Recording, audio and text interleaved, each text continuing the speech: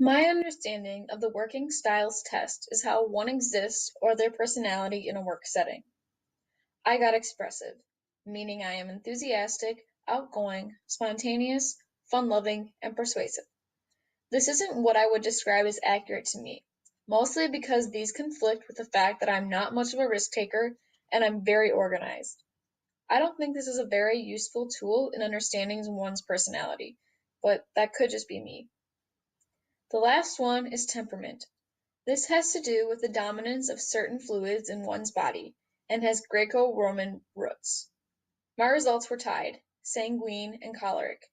Essentially, I am prone to seeking out pleasure spontaneously because of boredom, but I am also apparently not very social because I prefer deep conversations. I don't think either of these is right. I'm actually very okay with not doing anything and rarely tend to be bored. I'm also very social, despite the fact that I do enjoy having deep conversations with people. Some of these tests are more valuable and reliable than others, in my opinion. I think that the most reliable one is the Myers Briggs test.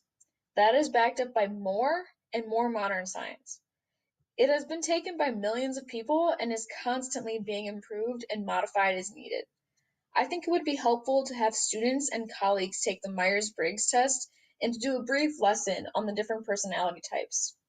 I believe that understanding what motivates or causes a person frustration will give us, as teachers, the ability to react more appropriately to each student individually. Students will also be able to understand one another better as well as themselves. It will teach them that sometimes when dealing with other people, you will have to adapt yourself to their personality type instead of waiting on them to work with yours. As I said before, these tests do not define any of us. They simply help us to understand ourselves and others.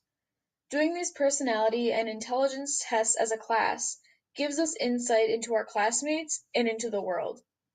Thanks for listening.